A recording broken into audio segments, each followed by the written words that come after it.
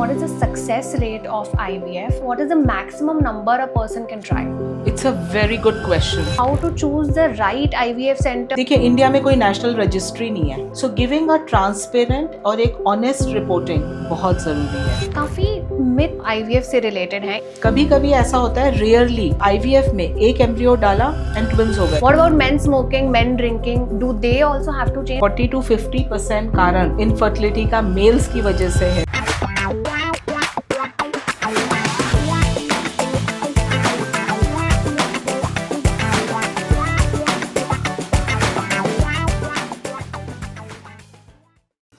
Start Your Joy presents Seek Help Episode 1. Hello everyone, मैं हूँ Mansi Srivastava and I am an actor. And welcome to our Episode 1. We are going to talk about a very important topic, IVF. And of course you will relate to it. Having a baby to start a family is a dream of millions, including me. लेकिन हमारे India में क्या होता है ना, शादी के कुछ ही दिनों बाद, कुछ महीनों बाद पूछ लिया जाता है कि गुड न्यूज़ व्हेन. बट उन्हें ये नहीं पता कि कपल को कितनी स्ट्रगल फेस करनी पड़ती है उन्हें गुड न्यूज़ देने के लिए. This may take them years to find the right information, appropriate medical help, and finally start their family and realize their dream. But today we have a very special guest with us who is one of the best figures in India to throw light on this subject.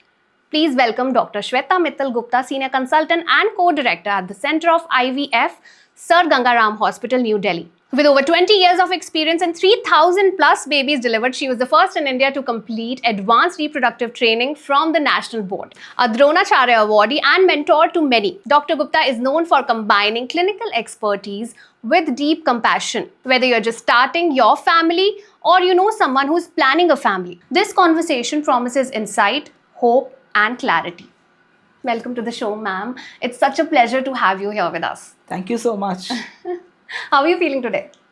So I'm feeling excited. I'm looking forward to this conversation, and I really wish that we can have a very fruitful discussion. Yes. So I think overall I'm very excited. हमारे audience को आज बहुत magical information मिलने वाली है आपके through. सो अब थोड़ी आपकी पढ़ाई के बारे में. हमें पता ही है आपने बहुत ज़्यादा पढ़ाई की है. You've had a remarkable academic journey from being a gold medalist to becoming the first fellow in India to complete the National Board Fellowship in Reproductive Medicine. So मैं सिंपल सा सवाल पूछूंगी कि आपने कितनी पढ़ाई की exactly and what inspired you to specialize in fertility care. So I think 11 years, because Wow. 5.5 years MBBS, 3 years MD and 2 years of fellowship. And फिर क्या होता है, जो लर्निंग है ना वो अनएंडिंग है. आप कुछ और कोर्सेज करेंगे, कोई और डिप्लोमाज लेंगे, so something will go on. But I think शुरुआत में अगर बताऊं तो जब मैं पोस्ट ग्रेजुएशन कर रही थी, सो माय मेंटर डॉक्टर सुमन सरदेसाई, वो बहुत प्रो फर्टिलिटी ट्रीटमेंट थी. Even in a government hospital एक सेपरेट OPD होती थी जहाँ इनफर्टिलिटी के पेशेंट्स देखे जाते थे. एंड वो सारे रिकॉर्ड्स मेंटेन होते थे, बट वो बेसिक ट्रीटमेंट्स थे. But that was the beginning. और फिर एक डॉक्टर ने IVF सेंटर खोला था इन अ प्राइवेट हॉस्पिटल. वो हमारे हॉस्पिटल में आती थी ड्यूरिंग यूट्रस रिमूवल सर्जरीज, कि जब ओवरीज निकलती हैं तो उसमें से वो एग कलेक्ट करती थी. Possibly she was trying to do fertilization. तो हमें बहुत एक्साइटमेंट होता था कि कैसा IVF सेंटर लगता होगा, what is advanced fertility treatment. And फिर आफ्टर माई MD, जब मैंने MD कंप्लीट किया तो मुझे एक हमारी प्रेस्टिजियस बॉडी है कॉल्ड फॉक्सी. उन्होंने एक फेलोशिप अवार्ड की मुझे, which was called FOGSI Ethicon travelling fellowship. And 1 महीने के लिए मैं आगरा में गई, I remember. And I think doctor Malhotra centre, and वहाँ मैंने फर्स्ट टाइम IVF देखा, 3D अल्ट्रासाउंड्स देखा. That was in 2000. And then उससे मुझे काफ़ी इंटरेस्ट आया in reproductive medicine, and that inspired me. And then last I would say is my mother, क्योंकि मेरी मदर ने कहा you are very young in age, आपका MBBS एंड MD बहुत बैक टू बैक हो रहा है, very intelligent, and it's a very new field. ये कभी आज तक ऐसी ऑफिशियल फेलोशिप इंडिया में नहीं हुई, and if you have the opportunity तो इसको आप करो. And this is how I national board ने तभी न्यूज़पेपर में वो एडवर्टाइजमेंट निकाला था, and I did this. And since then there was no looking back. No, there is no looking back. And अब ये है कि हमारे इंस्टीट्यूट में या ज़्यादातर हॉस्पिटल्स में विदाउट फेलोशिप्स जॉब्स नहीं मिलते. बिकॉज डूइंग सुपर स्पेशलाइजेशन इस फील्ड में बहुत ज़रूरी है. Right, of course. And India is a very, very populated country. It's the second most populated country. Sure, हमारे इंडिया में बहुत सारी working women हैं, including me. I am 35. What do you suggest? I'm a working woman and I still want to focus on my career. What do you think? I still have time to start a family? And मेरी जैसी जो और भी women हमारा episode देख रही हैं, आपको क्या लगता है उनके पास और कितना टाइम है टू स्टार्ट अ फैमिली? और अभी तक तो आपके पास बहुत सारे कपल्स आए होंगे, you must have experience lot of couples. What is the trend that you have seen कि what are they facing, why are they facing infertility exactly? Okay, so 2 questions आपके. 2 questions. Number yeah. 1 कि आप 35 years के हो, so if there is a situation कि a girl is very career oriented, she is 35, या तो partner नहीं है या अनमैरिड हैं या अभी फैमिली स्टार्ट ही नहीं करना चाहते, then yes it's time where आप अपना फर्टिलिटी प्रेजर्वेशन करा सकते हो. And the technique of egg freezing बहुत डिवेलप्ड है with excellent egg survival rates. So in this situation मैं suggest करूँगी कि आप egg freezing के लिए सोचिए. It's a thought. देखिए it's a technology. है ना, कोई भी टेक्नोलॉजी आएगी तो उसका यूज़ ज़रूरी है, abuse नहीं. Of course. So there is a use. And अब जो है we are so advanced in India कि egg freezing के survivals in my center are over 95%. So ये एक है कि this is an option, But like, viable what is option. the age you think कि मैं eggs freeze कौन सी as तक करवा सकती हूँ? So I'll tell you the best age is before 35 to 37 years. Okay. क्योंकि after 37 years आपके naturally the ovarian reserve is reducing. अब जैसे मैंने कल ही एक unmarried girl का egg preservation किया because she has a disease called endometriosis. Surgery हो चुकी है, ओवेरियन रिजर्व बहुत कम है.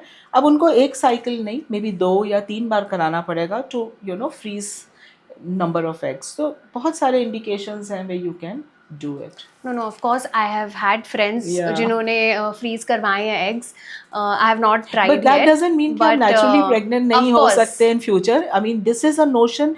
See, freezing egg ना is not कि भाई हमने अपने बैंक में एग फ्रीज कर लिए हैं, अब बहुत नेचुरल प्रेगनेंसी करेंगे बहुत ही ही नहीं. सिली सी चीज़ मैं बता रही हूँ, ये मुझे भी नहीं पता थी, रिसेंटली मुझे पता चली है कि I didn't know that once you freeze the eggs even after menopause you can get pregnant. Yes. This I didn't know and I think So, but देखिए, so reality and myth. अब जैसे किसी ने 25 साल पे फ्रीज कराए, right, तो 35 years पे मेनोपॉज नहीं आएगा. लीगली हम लोग अराउंड 10 साल इनको फ्रीज करके रख सकते हैं. Right. So I would just suggest कि आपने फ्रीज तो कराए हैं बट नेचुरल फर्टिलिटी को बिल्कुल मत भूलिए. Coming to your second question, क्या ट्रेंड है? Yes, I want to know exactly, like you have seen so many couples जो आपके पास आए होंगे. What is the trend that is there? Why they are facing infertility exactly? Do you think it's the lifestyle, it's the food they are having, or is it late marriage? So देखिए, fertility problems तो हमेशा से थी, लेकिन अब जो problem हम urban population में देखते हैं, अगर हम अपने 2-tier सिटीज़ में चले जाएं या हम अपनी रूरल पॉपुलेशन में देखें तो शायद वहाँ अभी भी मैरिजेस जो है अर्ली हो रही हैं, 20s में हो गई, बच्चे जल्दी कर रहे हैं, वो अपनी फैमिली कंप्लीट कर रहे हैं. और जो एक नॉर्मल ट्रेंड है कि ठीक है 10% कपल्स को इनफर्टिलिटी होगी, उनको भी होगी, उससे वो भी गुजरेंगे. लेकिन जो हमारे सुपर अर्बन पॉपुलेशन है जिसमें दोनों काम कर रहे हैं, दोनों प्रोफेशनली अनसेटल फील करते हैं, मेल एंड फीमेल, अभी उनको लगता है कि वी आर नॉट सेटल्ड, हमें तो बहुत, जैसे आपने वो पिक्चर देखी ना, यस बॉस, थोड़ा और फाइनेंशियली स्टेबल हो जाएं, ये नहीं है तो आगे कुछ करना है, तो फिर करना है, वांट टू प्रोग्राम. सो उनका क्या होता है, दे आर, वो फर्टिलिटी के लिए सोच ही नहीं रहे हैं, वो सोच ही नहीं रहे हैं. दूसरा, उनके लाइफस्टाइल्स बहुत हेक्टिक हैं. कितनी बार होता है जब आते हैं ना अल्टीमेटली वो ट्रीटमेंट के लिए, कभी तो हस्बैंड ट्रैवल कर रहा होता है, फिर वाइफ कहती है मैं एडवर्टाइजिंग में हूँ, मैं मीडिया में हूँ, मैं लॉ में हूँ, and long working hours, and they need to go out of the city.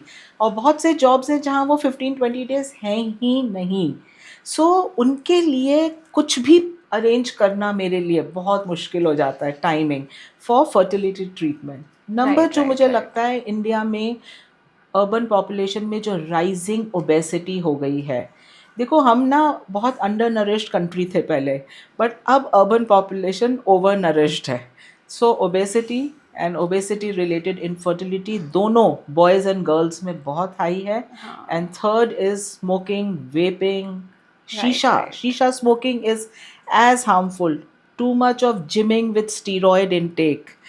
So ये ओह। हमारे pollutants, too much of plastics in our environment, तो ये सब धीरे धीरे नॉन इन्फेक्टिव कारण ऑफ इनफर्टिलिटी बढ़ा रहे हैं। इन्फेक्टिविटी कम हो जाएगी तो ये बढ़ जाएगी। सो काफ़ी सारे फैक्टर्स हमें मैम ने बताए जिसके कारण राइज ऑफ इनफर्टिलिटी हो रहा है। एक इंसिडेंट मैं आपके साथ शेयर करना चाहूँगी ma'am. My close friend she went through IVF and IVF of course कराने से पहले उनके टेस्ट हुए वाइफ के, हस्बैंड के अलग। वाइफ टेस्ट व नॉर्मल एंड हस्बैंड के टेस्ट नॉर्मल नहीं थे। यूजली क्या होता है, देखा जाता है कि अच्छा आईवीएफ हो रहा है तो वाइफ में ही कोई वीकनेस होगी इसलिए आईवीएफ हो रहा है। What do you have to say about this कि वाइफ के टेस्ट्स इम्प्रॉपर आते हैं या हस्बैंड के कारण आईवीएफ होता है? और इंडिया में ज़्यादातर क्या सोचा जाता है, जैसे कि आपने स्टार्टिंग में बताया कि आपको बहुत समझाना पड़ता है हस्बैंड्स को या फैमिलीज़ को कि आईवीएफ क्यों कर रहे हैं? सो देखिए कपल्स हैं, राइट? तो अगर मेल और फीमेल साथ हैं तो प्रॉब्लम्स तो दोनों में होंगी।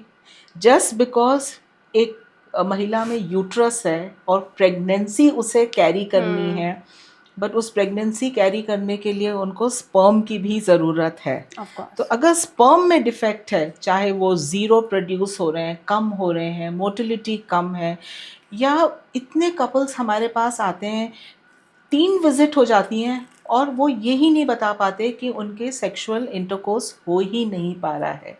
वेरी सिंपल थिंग, बट बहुत हेजिटेंट हैं। सो नेचुरली 40 to 50% कारण तो mail factor and combined factor आते हैं।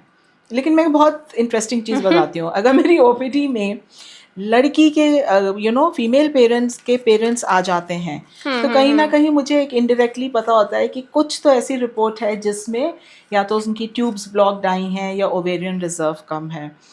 एंड थोड़े लड़के के जो हैं, हस्बैंड के पेरेंट्स जो हैं, वो हमेशा एक थोड़े से आर्ग्यूमेंटेटिव या थोड़ा डिफेंसिव मोड में रहेंगे, या वो हमेशा लड़की को ब्लेम कर रहे होंगे। बट उस सिचुएशन में जहाँ लड़के के पेरेंट्स आते हैं पहले विद द अच्छा। बॉय, बहुत बार तो वाइफ ही नहीं आएगी। आप समझ लो कि उनको पता है कि बेटे में कहीं ना कहीं सीमन प्रॉब्लम है। दे आर वेरी हम्बल, वो बहुत आराम से सुन रहे होते हैं चीज़ें। तो हमारे इंडिया में ये सोशल टैबू है कि मेल इनफर्टिलिटी को एक्सेप्ट करने में ज़्यादा लंबा समय लगाते हैं as compare to female infertility को एक्सेप्ट करने में।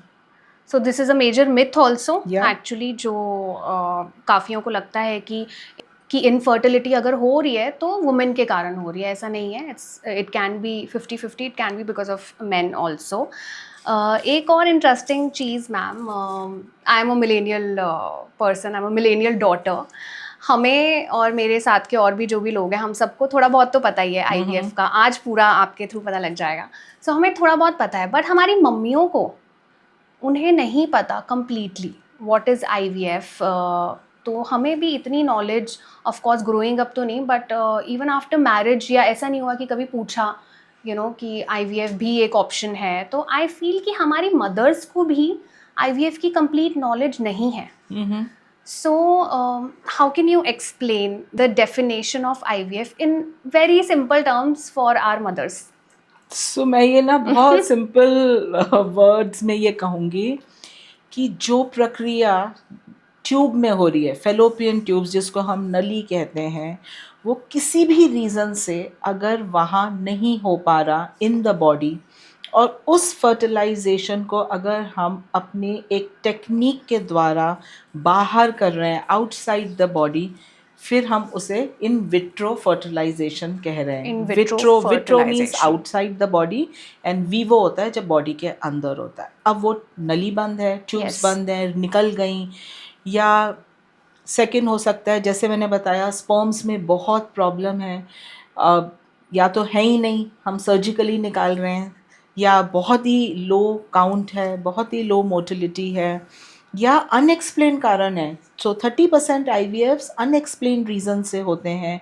एंड एक बहुत कॉमनली आजकल आप सुनते हैं condition called endometriosis. Every fourth और फिफ्थ पेशेंट उनको एंडोमेट्रियोसिस है, which is a non infective condition. So बहुत से रीजंस हैं, या जेनेटिक डिजीज़ हैं जिनके लिए हम स्पेसिफिक टारगेटेड IVF भी कर रहे हैं और जेनेटिक स्क्रीनिंग भी कर रहे हैं ऑन द एम्ब्रियोज।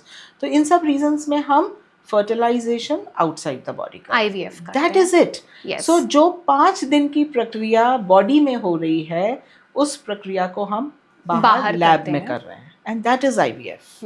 सो आपने हमें IVF की डेफिनेशन एकदम सिंप्लीफाइड टर्म्स में बता दी। There is one important question that I am sure our audience also wants to know, what is the natural way of conceiving for a man and a woman, what are the factors that they should keep in mind? So अगर एक couple आता है जो बहुत young है, recently married है, या 1 साल से ही ट्राई कर रहे हैं, तो उनसे सबसे पहला हमें यही सवाल पूछना चाहिए कि सेक्सुअल कांटेक्ट में कोई डिफ़िकल्टी तो नहीं है। Very simple things. कोई मेडिकल इलनेसेस, बीमारियां तो नहीं हुई? क्या उनको अपने फर्टाइल डेज पता है? Fertile days means in a women's menstrual cycle, जो 1 महीने की मेंस्ट्रुअल साइकिल होती है, उसमें फर्टाइल डेज तो कुछ ऑलमोस्ट बस 1 वीक से ज़्यादा नहीं होते हैं। तो अगर हमें ये पता है कि एक लेडी है जिसके पीरियड्स हर 28 या 30 दिन में आ जाते हैं, तो समझ लो उनके पीरियड्स के स्टार्ट से 10वें दिन से लेकर वो जो 1 वीक है, that is the fertile week. अगर वो ऑल्टरनेट डे भी सेक्सुअल कांटेक्ट करते हैं, क्योंकि इसको लेके बहुत गलत फहमियाँ हैं, तो उनके एक अच्छे चांस हैं of conceiving. So basically you're saying that from the day our period starts, या from that day to 10 days. Is the non fertile day, the first 10 days। Okay. अगर किसी की साइकिल्स रेगुलर हैं, 25 दिन से 33 डेज में आ रही हैं, फिर the next 1 week is fertile days. After those 10 days. Days, yes. Okay. And then उसके बाद फिर नॉन फर्टाइल डेज हो जाते हैं। सो वो जानना बहुत ज़रूरी है। अपनी बेसिक हेल्थ, बेसिक न्यूट्रिशन, जैसे हम इतने डाइट सुनते हैं आज की डेट में, अगर आप एक रील देखो on diet, then you We will get start 10 more reels then on you will diet get 10 only, more yeah. and you will get Yeah. 10 more advices. So I think एक basic diet हमारी जो balanced Indian diet है, which is also good enough, उसमें protein बढ़ा लीजिए आप, है ना। And always the diets have to be low in carbohydrate थोड़े कम कर दीजिए। थोड़े इंडियंस में एक ये टेंडेंसी होती है कि अच्छा इनफर्टिलिटी हो रही है तो ज़रा जूस पीना शुरू कर देते हैं। तो हमेशा फ्रूट जूसेस बहुत अच्छे नहीं हैं, क्योंकि आप बहुत सारी मात्रा में एक फ्रूट खा रहे हो, 4-5 संतरे एक साथ जूस में पी लिए। Over the counter medicines ले लेते हैं लोग। या सो To over the counter increase their medicine तो chances. इंडिया का सबसे बड़ा फैड है। अब आप US में भी देखिए, अगर एक एवरेज कपल है तो वो मेलेटोनिन ले रहा है, एलार्जिनिन ले रहा है, कोक्यू एंजाइम ले रहा है, वो दुनिया भर की ओवर द काउंटर मेडिसिन ले रहे हैं। और इंडिया में उसके साथ लोग अदर डिसिप्लिन्स की दवाएं भी ले लेते हैं। आयुर्वेदिक ले ली, होम्योपैथिक ले ली, उसके साथ वो कुछ एक्यूपंक्चर और एक्यूप्रेशर भी करा लेते हैं, फिर कुछ झाड़ फूक वाली भी चीज़ें करा लेते हैं। फिर वो थोड़ा ज्योतिषी के पास भी चले जाते हैं Of और course. अपने हवन। हवन भी करा लेते हैं। तो इंडिया में बहुत एडिड चीज़ें भी हो जाती हैं जो which are not scientifically proven and true. तो आप ये देखिए कि आपकी बॉडी एक एक्सपेरिमेंट के लिए नहीं बनी है, तो मिनिमलिस्टिक, जो कम से कम ज़रूरी है बस उतना लेना है। ऑल्सो अगर कोई सप्लीमेंट्स डॉक्टर ने लिखे हैं देन वी कैन टेक। या सो समटाइम्स क्या होता है, बहुत सप्लीमेंट्स नहीं लेने चाहिए। I think you can even ask your doctor कि मुझे क्या मोस्ट इम्पॉर्टेंट ज़रूरी है मॉलिक्यूल, बस वो ले लीजिए अगर ज़रूरत है। नहीं तो for a lady who is planning pregnancy, उनको सिर्फ एक फॉलिक एसिड की ज़रूरत है। सो मुझे लगता है अपना weight control, diet, exercise, sleep and regular sexual contact, जो हमारी अर्बन पॉपुलेशन में इतना कम होता है आजकल, that this is I think one of the main reasons of infertility. Right, I think हमें सारे फैक्टर्स नेचुरली कंसीविंग के पता चल चुके हैं आपसे। Now, Sometimes even a good holiday works. In fact, कल ही मेरे एक patient आई आज. She said my 3 IVF failed. And आपने wow, मुझे कहा go on a holiday, take a break, and I conceived it in worked. that. It It worked. worked. It worked. She came with a 6-year-old daughter today. So, so many times these simple things work. Lesser work for you Yeah, then. it's not always if a that holiday way. works. Take a holiday. So amazing. Like I think हमें सारे factors पता चल चुके हैं, and I'm sure जो भी newly married couples को तो of course newly married को ज़रूरत नहीं है. The ones who are planning the baby, they will keep all this in mind. Now I want to know, ma'am, that how will a couple get to know कि वो infertile हैं or they are facing challenges? उन्हें like what will be the first symptom they will get? So, देखिए, infertility के कोई symptoms तो होंगे नहीं जनरली. सिर्फ यही होगा कि भाई उनकी प्रेगनेंसी नहीं हो रही, एवरी मंथ वो अपना प्रेगनेंसी टेस्ट करती हैं, वो नेगेटिव आ जाता है, या अपने आप ही उनकी मेंस्ट्रुअल साइकिल शुरू हो जाती है. तो फिर उनको या तो ओवर्टली प्रॉब्लम्स हैं, जैसे मैंने कहा सेक्सुअल डिसफंक्शन है, कांटेक्ट नहीं कर पा रहे, या बहुत ग्रॉसली ओवरवेट हैं कपल्स.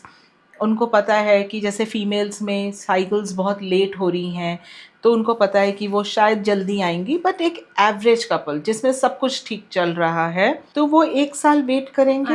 एंड वो सो वाई 1 ईयर? 1 ईयर इसलिए रखा गया है क्योंकि 90% कपल्स उस 1 साल में प्रेग्नेंट हो जाएंगे.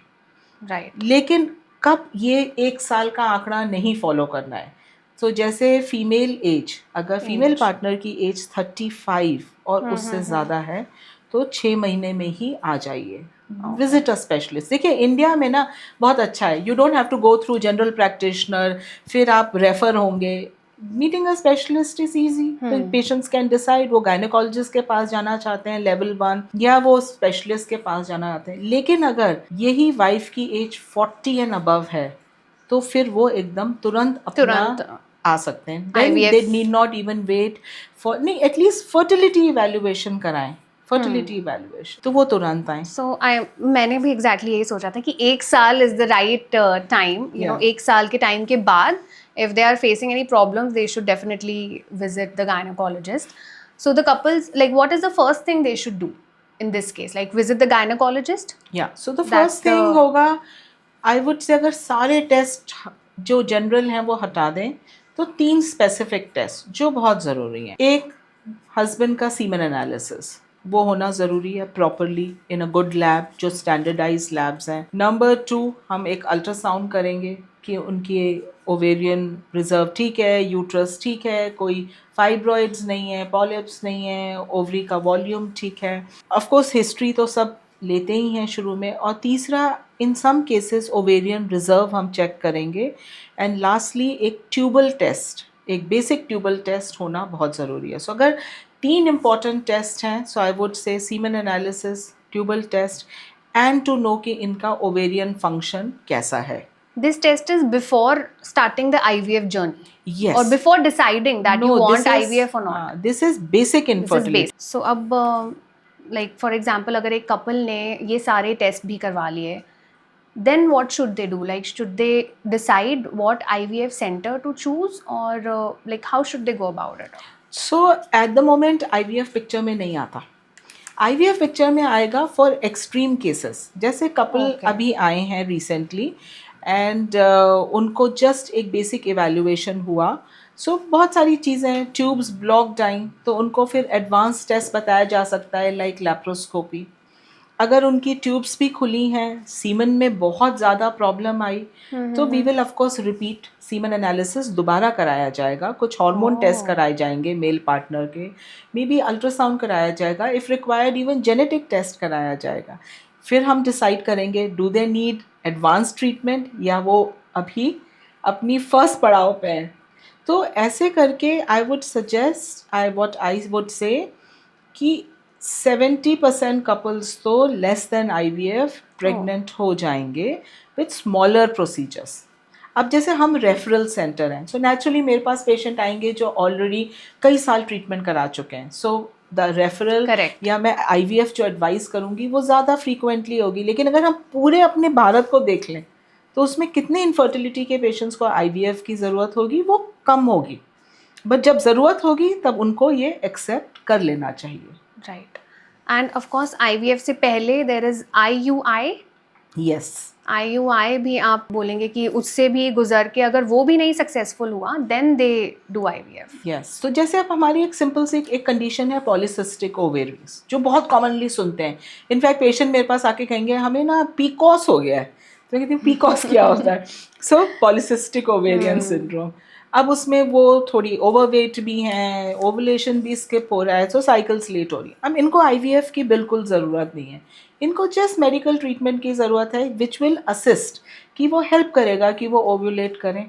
सो 70 to 80% तो इन्हीं चीज़ों से प्रेग्नेंट हो जाएंगे. सो मैम आपने हमें सारे टेस्ट्स बताए, मुझे काफ़ी सारे टेस्ट समझ में आ गए, बट ये ओवेरियन रिजर्व मुझे नहीं समझ में आया. एंड आई एम श्योर हमारी जो ऑडियंस है उन्हें भी ओवेरियन रिजर्व का आइडिया नहीं होगा. तो अगर आप थोड़ा सा ओवेरियन रिजर्व के बारे में बता Right. सकते हैं. सो ओवरी क्या है? एक बहुत सिंपल टर्म में जिसको हम अंडेदानी कहते हैं, जो हर महीने एक फ्रूटफुल एग बना रही है, जिससे प्रेगनेंसी होने के चांस है. लेकिन जब ये कपल्स आईवीएफ में पहुंचते हैं तो क्या होता है, आईवीएफ जो है वो 100% तो सक्सेसफुल हो नहीं सकता. ह्यूमन रिप्रोडक्शन कोई इतना रोबस्ट नहीं है कि हम ये कहें कि हमने एक एग निकाल दिया और जी नेचुरल प्रेगनेंसी की तरह. तभी तो नेचुरल प्रेगनेंसी में भी 1 साल लग रहा है, राइट? मतलब हम 12 महीने उन्हें दे रहे हैं, 12 बार चांस दे रहे हैं, तब जाके वो 90% प्रेग्नेंट हो रहे हैं. सो आईवीएफ में यही एक्सपेक्टेशन बढ़ जाती है. तो ओवेरियन रिजर्व आर टेस्ट, चाहे वो ब्लड टेस्ट हैं या वो क्लिनिकल मार्कर है. अब क्लिनिकली कैसे बताएंगे कि पेशेंट को कैसे पता चलेगा कि मुझे ज़रूरत है या कुछ तो एबनॉर्मल हो रहा है? So the first sign is अगर आपकी मेंस्ट्रुअल साइकिल्स शॉर्ट हो गई. पहले तो 28 दिन में आती थी, अब तो 20 दिन में ही आने लगी. So it's a matter of concern and आप ज़रूर जाइए. वील डू एन अल्ट्रासाउंड, हम एक ब्लड टेस्ट करेंगे और एटलीस्ट एश्योर कर लेंगे कि आपका ओवेरियन रिजर्व कम नहीं हो रहा. नंबर 2, नेक्स्ट साइन होता है कि साइकिल्स लेट आने लगी. वो नेक्स्ट होगा. पहले 30 डेज में आती थी, अब 35, 40, उससे भी ज़्यादा दिनों में आ रहा है. और एक टाइम आता है जब वो पीरियड्स बंद हो जाएंगे. अगर मेनोपॉज पहले आ गया तो पीरियड्स आएंगे ही नहीं. तो ओवेरियन रिजर्व जो है वो एक तरीका है जानने का कि इस पर्टिकुलर अंडेदानी में या ओवरी में कितनी क्षमता है कि वो अब एग्स बना सकती है. बेसिकली लाइक सिंपल टर्म में हम बोलें तो ओवेरियन रिजर्व हमारा कम होता जा रहा है. हाँ. सो अभी मॉडर्न अगर हम देखें मेरे आईवीएफ ट्रेंड्स में, तो 40% पेशेंट्स का ओवेरियन रिजर्व बहुत कम आता है फॉर देयर एज. एक स्टडी हुई जिसमें उन्होंने देखा कि इंडियन विमेन, अब देखिए India is the most populous country, हम नंबर 1 हो गए हैं in population in the world, but हमारी विमेन का, महिलाओं का ओवेरियन रिजर्व वेस्टर्न वर्ल्ड से कम है. सो 5 years अर्लियर द रिजर्व जो है वो कम होता जा रहा है. बट दैट डजंट मीन कि नेचुरल प्रेगनेंसी नहीं हो सकती है. लेकिन प्रॉब्लम आती है जब आप आईवीएफ में पहुंचते हैं या अनएक्सप्लेन ग्रुप, जो अनएक्सप्लेन्ड है, जहाँ ट्यूब्स भी खुली हैं, स्पर्म भी ठीक है, वहाँ हमें दिखता है कि ओवरी का रिजर्व कम हो गया है. और कुछ कपल्स को हम डेफिनेटली बोलते हैं कि आप जल्दी आईवीएफ में डिसीजन लीजिए. It's a very silly question, but I want to know कि आईवीएफ से क्या हम ओवेरियन रिजर्व बढ़ा भी सकते हैं? और by the medicine that you give? So it's a very good question. इसका एक दूसरा भी साइड है जो मुझसे बहुत बार पूछा जाता है कि क्या आईवीएफ में ओवेरियन रिजर्व ख़त्म हो जाएगा जब हम ज़्यादा एग्स बना रहे हैं इंजेक्शंस देकर. तो आईवीएफ ना तो ओवेरियन रिजर्व बढ़ाएगा, क्योंकि ओवेरियन रिजर्व का तो एक नेचुरल प्रक्रिया है कि वो कम होगी. Every day a lady loses around 20 oocytes, means वो ग्रो ही नहीं करते, वो अपने बेबी फेज में ही मर जाते हैं. तभी तो मेनोपॉज आता है. और आईवीएफ में सिर्फ वो ही एग्स पिक हो रहे हैं. सो जो बेसलाइन रिजर्व है वो एक पूल जो हर महीने रिक्रूट होगा, वो तो टच ही नहीं होता. सो आईवीएफ ना तो रिजर्व बढ़ाएगा ना वो घटा सकता है. तो जितना है उसी में ही they will proceed, you will proceed with it. Lot of smoking in girls, जैसे हमारी रूरल पॉपुलेशन भी बहुत बीड़ी स्मोक करती है विमेन, तो ये ओवेरियन रिजर्व कम करता है. So we have to be very careful. Girls have to be very careful when it comes to smoking. Smoking, vaping, Vaping, I think, शीशा। मतलब मैं तो जिस रेस्टोरेंट में जाती हूँ वहाँ मैं देखती हूँ, मुझे तो शीशा की स्मेल आ रही होती है। So you have to be careful. देखो अपनी हेल्थ अपने yes, हाथ yes, में है। yes. I think वो क्या होता है ना, शुरू में नहीं पता चलता ऑफ कोर्स इन या 20s, but after some time, after few years they realise कि ओ नहीं करनी चाहिए थी, स्मोकिंग नहीं करनी चाहिए थी if they are planning a baby. So ma'am, अब हमें पता चल गया है कि हमारे क्या क्या टेस्ट्स आपने जो भी बताए, एक कपल ने सारे टेस्ट करवा लिए हैं। Now what is the preparation they need to do to get IVF? तो आईवीएफ के लिए ना बहुत सिंपल चीज़ें चाहिए। बेसिक अल्ट्रासाउंड फीमेल का, एक बेसिक सीमेन एनालिसिस, कुछ ब्लड टेस्ट हैं जस्ट फॉर फिटनेस, एंड अगर हमें ज़रूरत है जैसे मैंने बताया वो तो मैंडेटरी है कि हम ओवेरियन रिजर्व करेंगे, and some other hormonal test वो हम कराते हैं। इसके अलावा आईवीएफ के लिए हमें कोई और ना कोई एमआरआई चाहिए ना कोई सीटी स्कैन चाहिए, वो जनरली Simple. कुछ नहीं चाहिए। It's a very simple test. आप इनफैक्ट इंडिया में, मैं तो कहती हूँ मेरे इतने पेशेंट्स आते हैं फ्रॉम आउट ऑफ इंडिया, एक दिन में हो जाते हैं सारे test. You go to a clinic, वहीं अल्ट्रासाउंड हो जाता है, सुबह सीमेन एनालिसिस हो जाता है, एंड ब्लड टेस्ट हो जाते हैं। सो बहुत लंबी कोई प्रेपरेशन नहीं चाहिए। And so how many days are needed for IVF? And do you think इससे mood swings हो सकते हैं? Like I'll tell you one example. मेरी 2 friends ने करवाए हैं। एक को बिल्कुल कुछ mood swing नहीं हुआ, and the other one was crying, howling, and we were laughing at her कि why are you crying so much? But of course, that you will tell us Oh, more yes. that how can it affect from one person to another person? So mood swing हमारे, मुझे लगता है कि India में ना कुछ ladies तो समझती हैं कि ये तो होगा ही, इन द सेंस वो रियलाइज़ ही नहीं करती हमें मूड स्विंग हो रहा है, या वो कहती हैं नहीं बच्चा होना मेरी प्रायोरिटी है और ये सब चीज़ें मैं एक्सेप्ट करती हूँ। But they are certain women, specially जो अर्बन वुमेन हैं, जो अवेयर हैं। अब आई रिमेंबर 3 दिन पहले ही एक पेशेंट ने मुझे कहा कि मैं सेकेंड साइकिल आईवीएफ कराऊंगी because she wants more embryos, लेकिन मुझे एक ही चीज़ से डर है, वो है मूड स्विंग्स, कि I went through a lot, but she said more than me, मेरे हस्बैंड को सफ़र करना पड़ता है because of my mood swings. Yes. तो मेरा सजेशन ये है टू हस्बैंड्स दैट अगर मूड स्विंग्स हैं तो bear with the wife, give her a gift, कुछ मूवीज देखो, spend better time, Pamper. But pamper करो, be her support, Yeah. And 2 हफ्ते उनको टॉलरेट कर लो। So basically it takes 2 weeks for So, the हाँ, whole process. एक process को लगभग 2 हफ्ते लगते हैं, 10 to 12 days, एंड ऐसा नहीं है कि सबको होंगे। आई वुड से 10 to 15% women will have Right. mood swing. So इतना नहीं फिक्र करना है। Yes, yes. No, I've seen. No. Yeah. मैं तो बोल ही रही हूँ, हमें ऐसा लगा कि वो दूसरी फ्रेंड थोड़ा ज़्यादा ही फील कर रही है, बट यू फील कि जो ज़्यादा सेंसिटिव होता है उन्हें ज़्यादा फील होगा, उन्हें ज़्यादा फील होता है, जो ज़्यादा and- actually and maybe, जो अनमैरिड गर्ल्स अपने एग कलेक्शन करा रही हैं, देखिए दे डोंट हैव इनफर्टिलिटी, वो करा रही हैं बिकॉज वो अपनी फॉर रीजंस वो अपनी एग प्रिजर्व करा रही हैं, उनको ज़्यादा सिम्टम्स होते हैं, वो ज़्यादा एंशियस हैं। I mean the procedure I did yesterday, but after the procedure she said I can go Totally through one normal. More, it was quite okay. इतना कुछ नहीं था जो मैंने एक्सपेक्ट किया था, वो जो मैं सोच रही थी, Right, right. But it was reality में she said 8 to 10 days of injections were quite okay. I've seen it's Yeah. normal, it's very normal. And one of the friend, उन्हें तो इतना मतलब she was doing everything normally. She said मुझे कुछ भी feel नहीं हुआ. So ma'am, now I want to know that what is the success rate of IVF and how many attempts are needed? Like I'm sure कईयों का 1-2 बारी में ही हो जाता है, and what is the maximum number a person can try? It's a very good question. देखिए ऐसा है, जो सक्सेस है ना वो कोई एक कांस्टेंट नहीं हो सकता कि आप बोलो कि मेरे तो हर पेशेंट में 70% ही सक्सेस होगा। It is age related. देखिए बहुत इम्पॉर्टेंट एक फैक्टर है, सपोज एक लेडी आती है जिसकी age group is between 23 to 35। अब नेचुरली उनके एम्ब्रियोज जेनेटिकली ज़्यादा नॉर्मल बनेंगे, ये एक मैथमेटिकल एल्गोरिदम है।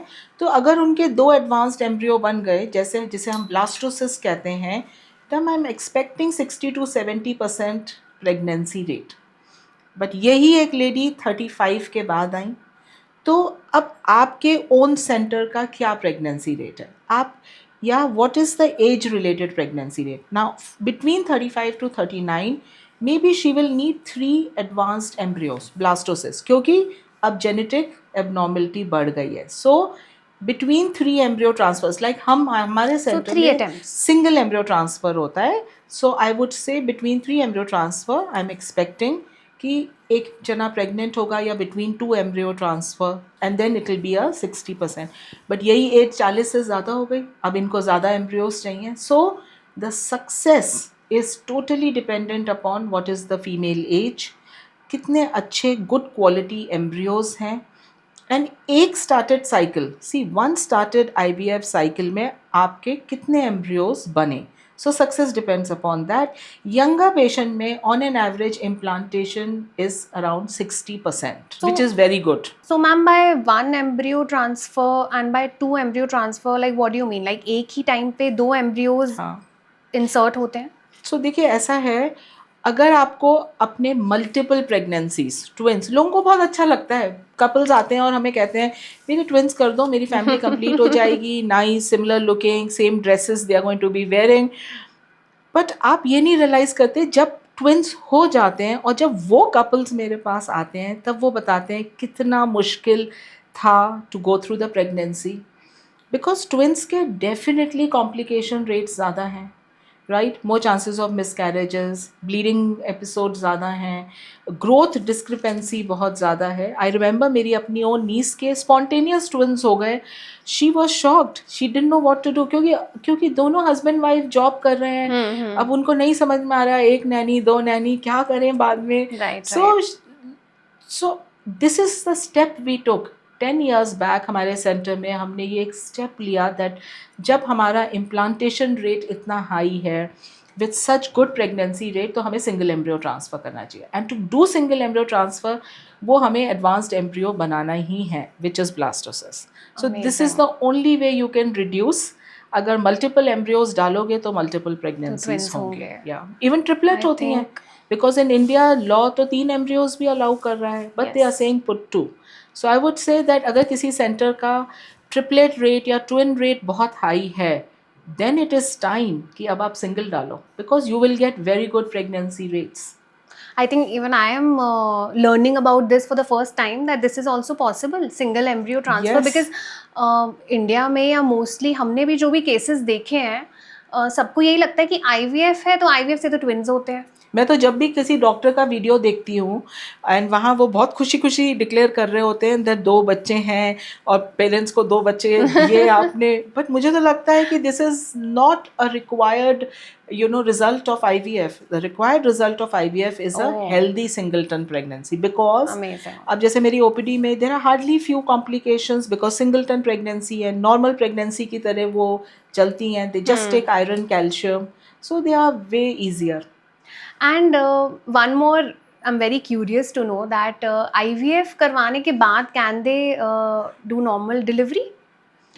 Oh, absolutely yes. देखिए Yeah. नॉर्मल डिलीवरी बिल्कुल हो सकती है. इनफैक्ट 30% पेशेंट्स हमारे जो IVF बेबीज़ हैं, आई एम नॉट सेइंग 50, 30% वो नॉर्मली डिलीवर करते हैं. And that is the only reason is कि सिंगलटन प्रेगनेंसी है, and that's why you can do normal delivery. Very nice. That's another new thing that I am learning, and I'm sure our audience is also learning.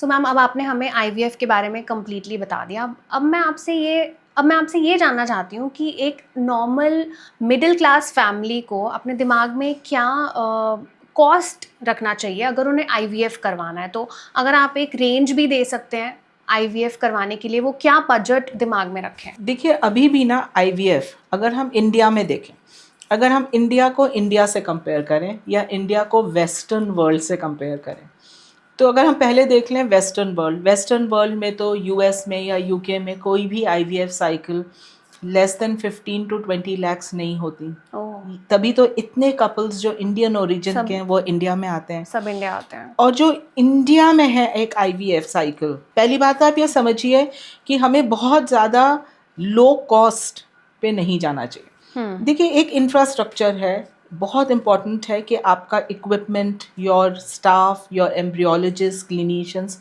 Everything has to be in place. But I would still say कि India का IVF is way more affordable. I think which will be close to around 1.5 to 2 lakhs. Oh, And हाँ, सो I would से जो couples US में IVF करा रहे हैं वो तो 5 आईवीएफ करा लेंगे इंडिया में, या उससे ज़्यादा भी करा लेंगे इन 1/10 द कॉस्ट. सो एक आज की डेट में ना आई वुड से even a middle class can come, because देखिए पब्लिक सेक्टर में तो बहुत कम आईवीएफ सेंटर्स हैं, एंड इवन पब्लिक सेक्टर्स में इट्स नॉट फुली फंडेड, वो पार्टली फंडेड है, right, with very long waiting list. So and the expertise या जो रिजल्ट्स हैं वो कुछ सेंटर्स के बहुत हाई हैं, कुछ सेंटर्स के एवरेज हैं. So average cost I would say कि it is still affordable India में, एंड डेफिनेटली मिडिल क्लास जो है वो बहुत हद तक आता है टू अवेल आईवीएफ सर्विस. बहुत सारे लोग IVF फिनेंशियल एड्स हैं, कुछ इंश्योरेंस पॉलिसीज कवर करती हैं, कॉर्पोरेट्स इंश्योरेंस कर रही हैं, तो आप वो इंश्योरेंस पॉलिसीज लीजिए जो आईवीएफ का कुछ पार्ट कवर करती हैं. And then there are certain low EMI loans also, जैसे हम स्टडी लोन लेते हैं, होम लोन लेते हैं, ऐसी there are medical loans too. This is another new thing that I'm learning Yeah. कि IVF के लिए we can seek financial help also. Yes, you can. Or we can get it added in our insurance. Yes. So that's मेरी अपनी own amazing. नीस ने IVF कराया, तो husband wife की दोनों के पास पॉलिसी में है. It's not covering full IVF but it's covering half the IVF. One thing I want to know, अब हमें बजट पता चल गया, एक कपल को बजट पता चल गया, उनके पास बजट भी है.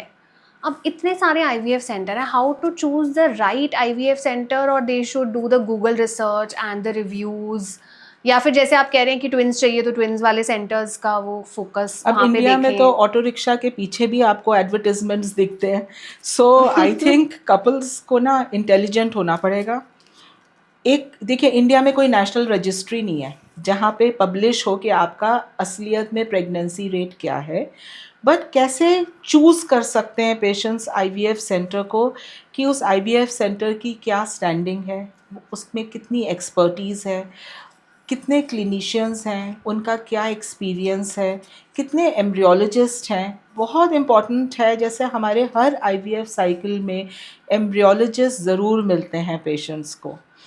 एंड बहुत इम्पॉर्टेंट है कि हर आईवीएफ साइकिल के बाद पेशेंट को एक डिटेल्ड रिपोर्ट मिलती है कि आपके आईवीएफ का क्या आउटकम था, आपके कितने एग्स निकले, कितने फर्टिलाइज हुए. सो गिविंग अ ट्रांसपेरेंट और एक ऑनेस्ट रिपोर्टिंग बहुत ज़रूरी है. सो बहुत सारे पैरामीटर्स हैं, and plus you can discuss that what are the pregnancy rates of the centre, you know, आप वो डिस्कस करिए. So there are many parameters जो आपको हेल्प करेंगे इन गाइडिंग. बिकॉज पता है क्या होता है, मोस्ट इम्पॉर्टेंट, जैसे कि आप क्रिकेट में देखते हैं ना, bat speaks the Yes. Outcome of a Yes. Batsman. So IVF centres में भी यही है, your own pregnancy rates will get you more patients.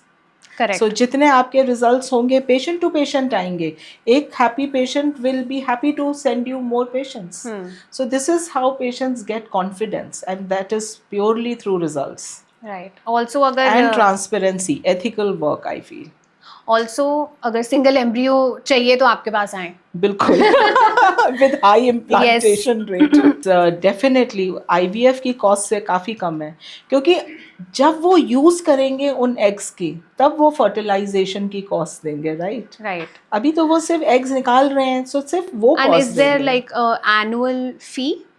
या सो दैट एनुअल फी जो है ना, वो एक आईवीएफ की कॉस्ट की 1/20th कॉस्ट है, so which is very doable. Okay. वो पर एग नहीं है या पर एम्ब्रियो नहीं है. हमारे सेंटर में इट्स अ एन ब्लॉक, कि आपके जितने एम्ब्रियोज हैं उन सबकी एक साथ आप एनुअल Okay. फी देंगे. And usually of course girls get more than 2 done. सो एक आईवीएफ में अगर आपके सपोज 3 अच्छे एम्ब्रियो बन गए, then you don't need a second IVF. फिर ज़रूरत नहीं है, फिर आप इन्हीं एम्ब्रियोज को यूज़ करेंगे. एक बच्चा हो गया तो इन्हीं एम्ब्रियोज को यूज़ करके आप सेकेंड प्रेगनेंसी के लिए आइए. काफ़ी मिथ IVF से रिलेटेड हैं. एक तो हम ट्विंस वाला हम बर्स्ट कर चुके हैं, एक और है कि नेचुरल बेबी स्ट्रॉन्ग होता है, IVF बेबी इम्यूनिटी वाइज इतना स्ट्रॉन्ग नहीं होता. So how true is that? See IVF conceptions ना वो लगभग सेम है जैसे हम एक नेचुरल प्रेगनेंसी को देख रहे हैं. अगर ट्विंस हैं तो नेचुरल है, कंपटीशन है, बच्चों में थोड़ा ग्रोथ डिस्क्रिपेंसी आएगी.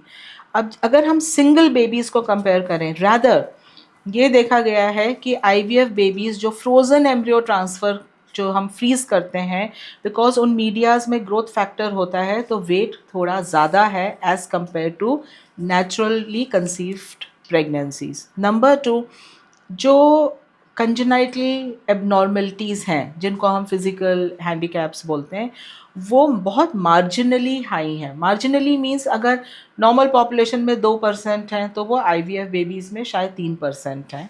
या ये कहा जाता है कि थोड़ा सा स्पेक्ट्रम डिसऑर्डर ज़्यादा है, बट वो उतने तादाद में नहीं है, या उसकी परसेंटेज इतनी हाई नहीं है जो उसको हम कहें अलार्मिंग। क्योंकि आप ये देखिए ना, हम लोग शायद जेनेटिक प्रॉब्लम्स में डील कर रहे हैं विद एक्सट्रीम्स ऑफ फर्टिलिटी।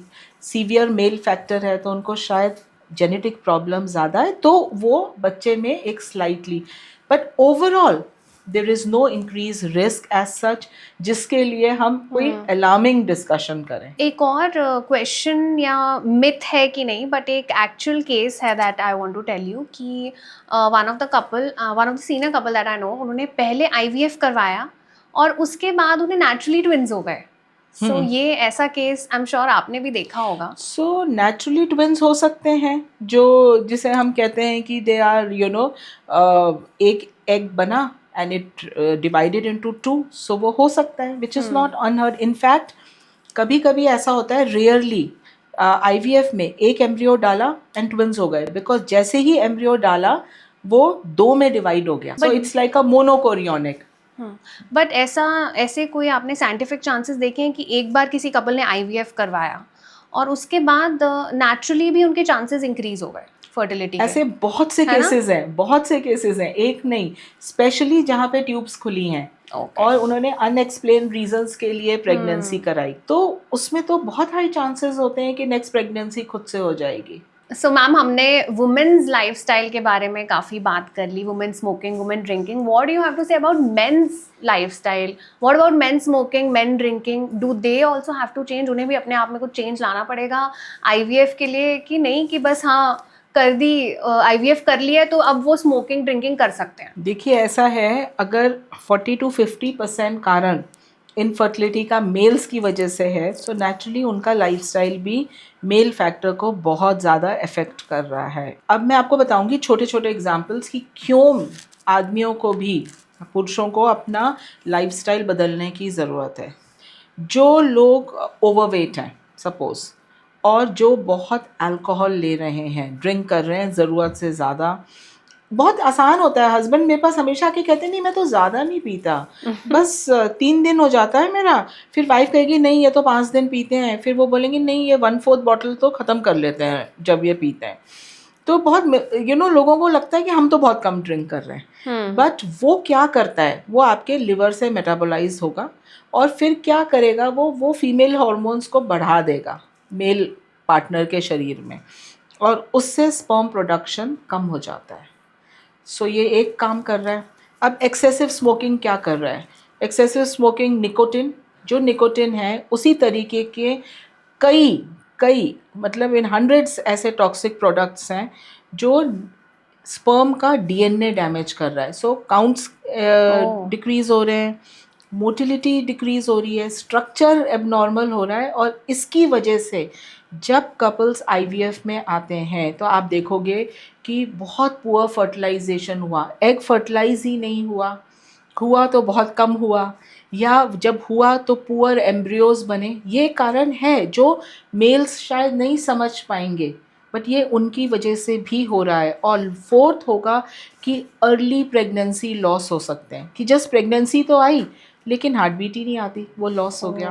तो इसलिए मेल्स को अपना lifestyle, and specially one word to the gymmers, gymming करिए, देयर इज़ नो प्रॉब्लम, लेकिन आप प्लीज़ स्टीरॉइड्स ना लें। देखिए दिस 6 एब, एंड मुझे पता है जो शाहरुख खान जब की न्यू मूवी रिलीज होती है तो वो 6 and 8 एब्स दिखते हैं, बट रियलिस्टिकली आप मत कोशिश करिए उसे अचीव करने की, बिकॉज वो अचीव करने के लिए आपको शायद स्टीरॉइड्स लेने पड़े। वो बहुत अच्छा लगेगा शुरू में, बट वो स्टीरॉइड्स क्या हैं? टेस्टोस्टेरोन है, वो आपका सारे बॉडी का जो सिग्नल है वो नेगेटिव कर देंगे और स्पर्म प्रोडक्शन कम कर देंगे, टू द एक्सटेंट कि आई हैव हैड कपल्स जहाँ 0 हो गया। अभी मेरे पास एक मेल आ रहा है जिनका रिवर्स ही नहीं हो रहा, कि उन्होंने बंद कर दिया ये स्टेरॉइड्स, लेकिन वो रिवर्स नहीं हो रहा है. Now he has gone to absolute zero level. So I think हमें क्लियर मैम से ही पता चल गया कि steroid, smoking, drinking also affect the infertility in males, and so you guys know what to do. And ma'am I want to know, ऐसे cases जब आपके पास ऐसे कपल्स आते हैं, वाइफ्स आपको बोलती होंगी कि प्लीज़ आप हस्बैंड को बोल दें कि ना करें स्मोकिंग, ना करें ड्रिंकिंग, वो डायरेक्टली नहीं बोल पाती होंगी. बिल्कुल, हमेशा. है ना? सो हमेशा ऐसा होता है कि वाइफ हस्बैंड के आने से 1 मिनट पहले ओपीडी में आएंगी और वो बोलेंगी कि आप बोलोगे तो शायद कोई फर्क पड़ जाएगा. कितनों को In डांटा है fact, आपने? हाँ, सो पता है क्या है, डांट तो काम नहीं करेगी. आप एडल्ट्स को समझा सकते हैं, और टू द एक्सटेंट कभी कभी ड्रग एब्यूज़ की भी हिस्ट्री होती है. They are on drugs and वो बहुत सीरियस मैटर है. They need rehabilitation. तो इनको साइकोलॉजिस्ट के पास जाने की बहुत ज़रूरत है. They need proper rehabilitation, and वो इंडिया में हम डायरेक्टली एड्रेस नहीं कर पाते जो करना चाहिए. सो ये बहुत इंपॉर्टेंट है, आई फील. तो बेसिकली आईवीएफ स्टार्ट करने से पहले ये फैक्टर्स तो कवर कर लें और क्लियर कर लें, क्लैरिटी ले लें इन सब पे, कि कहीं कोई ड्रग अब्यूज़ नहीं फेस कर रहा है, और कर रहा है तो first go to rehab, cure yourself and then start with IVF. And so थोड़ा लाइट करते हैं अभी टॉपिक. पहले तो मैं जानना चाहूँगी डिज़ाइनर बेबीज़ के बारे में. सबने सुना है, या हमारी ऑडियंस जिसने नहीं सुना है, what do you have to say about designer babies? मतलब हम ऐसे चूज़ कर सकते हैं आईवीएफ में कि हमारे बच्चे के गोल्डन बाल हों, लाइट आइज़ हों, या फेयर स्किन हो? देखिए, इंडिया में ना सब चाहते हैं हमारा बच्चा गोरा हो. ओके, तभी तो वो फेयर एंड लवली क्रीम आई, आई थिंक. सो सब आई थिंक अपने मन में तो डिज़ाइनर बेबी चाहते हैं कि भाई, मेरे कुछ लोग चाहते होंगे कि ब्लू आइज हो जाएं. कुछ कपल्स तो बिल्कुल नहीं चाहेंगे कि हमारा बच्चा हमारे जेनेटिक ओरिजिन का ही नहीं लगेगा या गोल्डन बाल हो जाए. बट ये तो पॉसिबल नहीं है, राइट? अब हमारे जो फिज़िकल कैरेक्टर्स हैं ना, वो हमारे जीन्स से आएंगे, हमारे जेनेटिक ओरिजिन से आएंगे. हमारा जेनेटिक ओरिजिन अगर काला बाल है, ब्राउन आइज़ हैं, तो हमें वही मिलेंगी. So you can't create designer babies. You can may be, जब आप कोई ऐसा आईवीएफ कर रहे हैं जिसमें आपको डोनर एग की ज़रूरत है, तो मे बी आप वो जो डोनर हैं उनके कुछ फिज़िकल फीचर्स चेंज हो सकते हैं. However, you can not have designer babies. So मतलब ये मिथ है, या फिर मैंने सुना है कि आईवीएफ में हम बेस्ट फीचर्स वाले एम्ब्रियो यूज़ कर सकते हैं, ऐसा कुछ होता है कि it's a myth? It's a myth. Okay. सो सारे एम्ब्रियो सेम दिखेंगे. हाँ, यू डोंट नो ना व्हिच तो one is embryos very healthy. देखकर आप जेंडर बता सकते हैं बच्चे का, which is illegal in India. ना आप उसके फिजिकल कैरेक्टर्स बता सकते हैं, क्योंकि वो सिर्फ सेल्स हैं, and all cells look equal. So I'm sure your babies will look as beautiful as you are. They will have lighter color eyes. But if I want to have it, I will not have it. Right. So ma'am, कुछ new and advance technologies आई हैं IVF में जो कि हमारी audience को नहीं पता है. So you know, जब हम अपना डेटा देखते हैं, so 2016 के बाद एक जंप आया in pregnancy rate in our centre, and that was, मतलब करीबन 20% बढ़ गया. अब उसके क्या रीज़न थे? उसके बहुत सारे कारण थे. जब अगर हम पूछें कि क्या कोई एक कारण है कि आपका प्रेगनेंसी रेट इतना हाई है, नो. वो रोज़ के एक SOPs हैं जिसको हम कहते हैं स्टैंडर्ड ऑपरेटिंग प्रोसीजर्स. वो सब इन सिस्टम होने पड़ेंगे टू क्लिनिशियंस.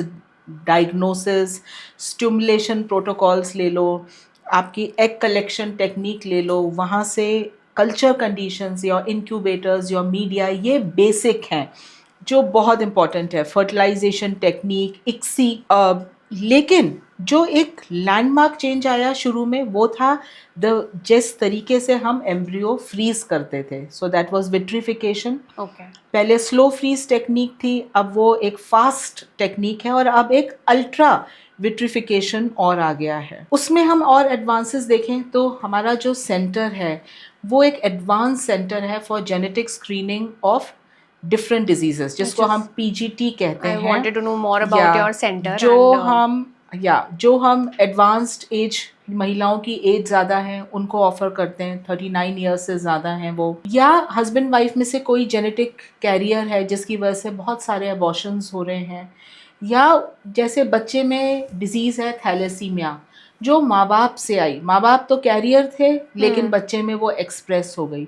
सो हमारा centre is a centre of excellence for this. Oh, फिर मैंने आपको बताया कि एग फ्रीजिंग टेक्निक में बहुत एडवांसेस हुए टू द एक्सटेंट कि अब वो 95% से भी ज़्यादा सर्वाइव करते हैं, 98% इन आवर सेंटर। वाओ, तभी we are very almost no comfortable. Fail rate. या तो एग सर्वाइव करते हैं, इट डजंट मीन कि वो उतने एम्ब्रियोज बनेंगे, but that brings higher pregnancy rate of egg freezing.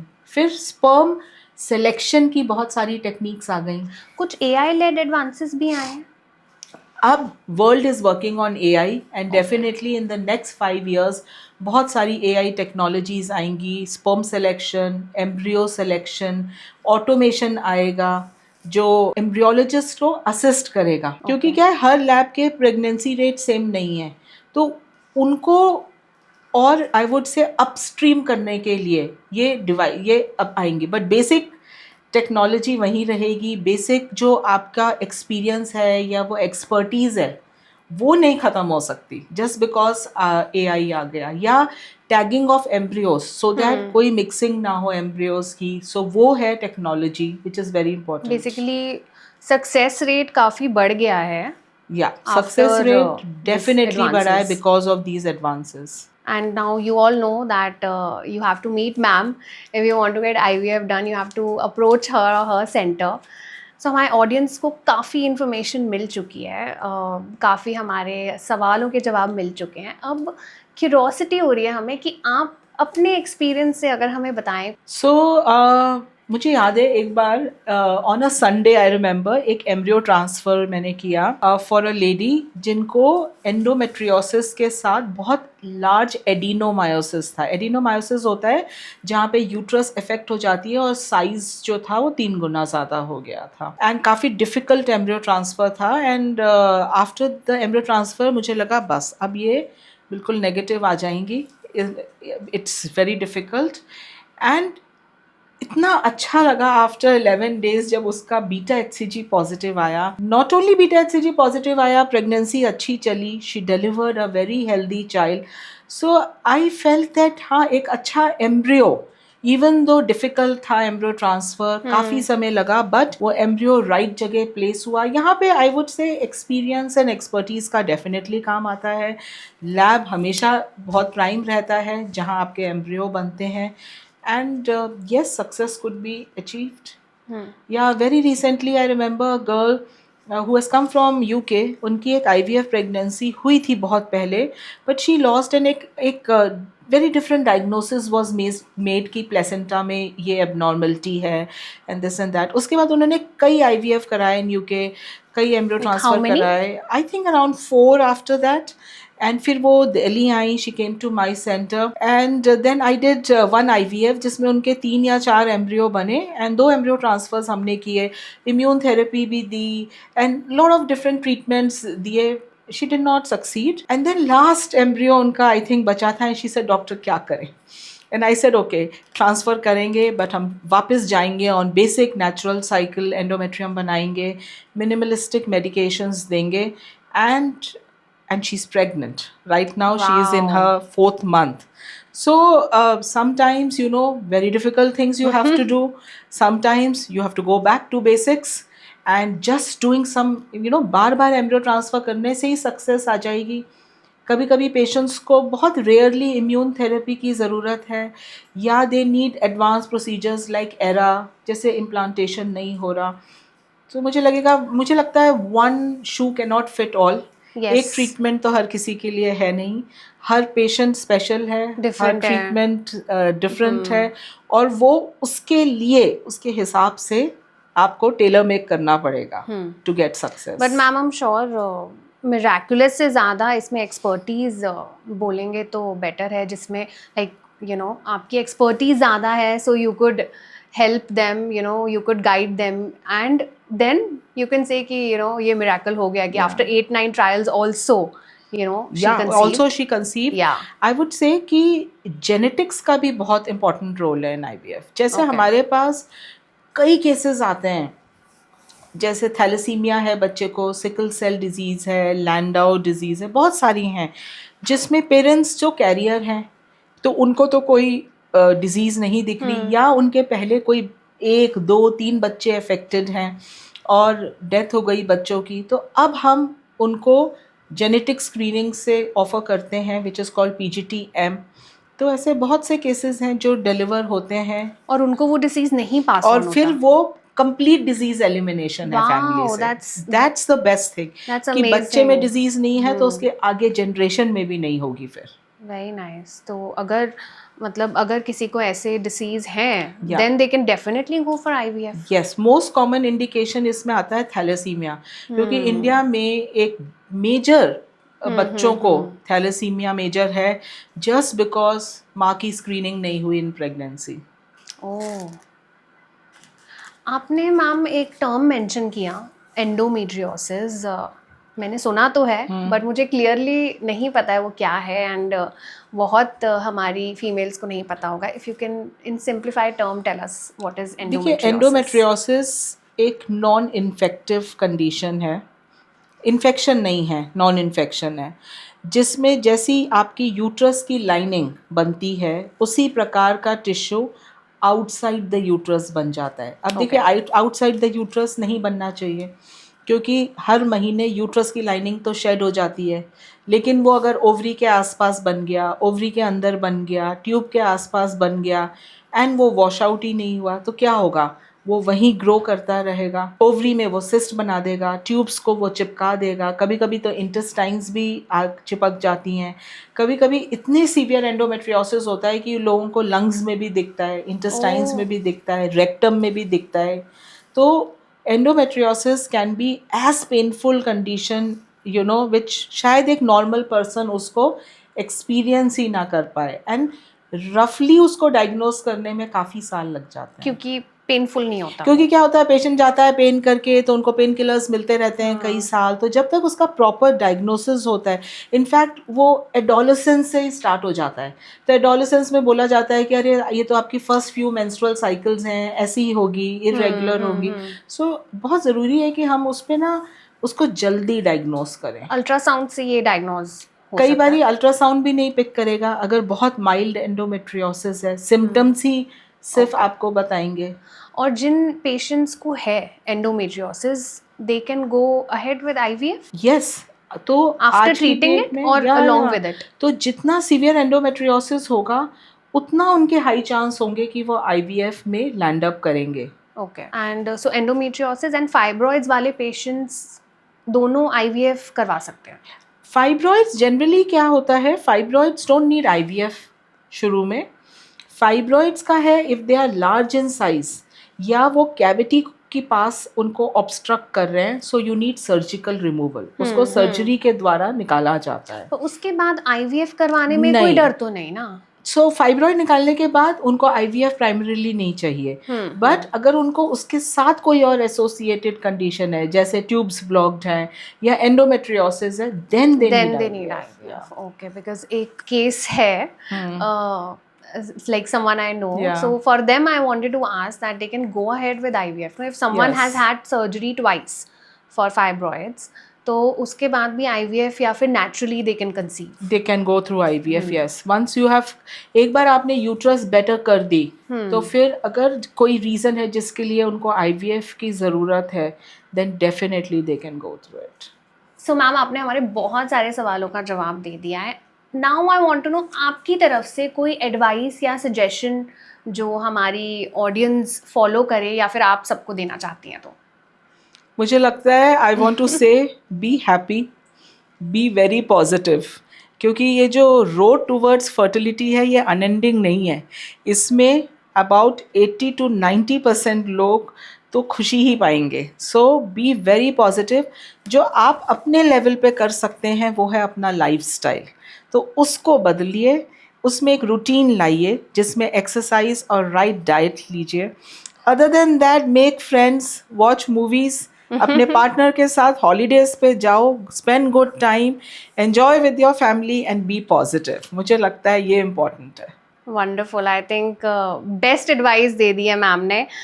We also had a wonderful time chatting with you and knowing everything जो कि मुझे भी नहीं पता था और अब मुझे पता चल गया, हमारी audience को भी पता चल गया. So thank you so much ma'am for taking Thank out you. time for us. That's really sweet of you. And thank you so much for taking out time for us and everyone. And stay tuned for all such interesting episodes full of knowledge. See you.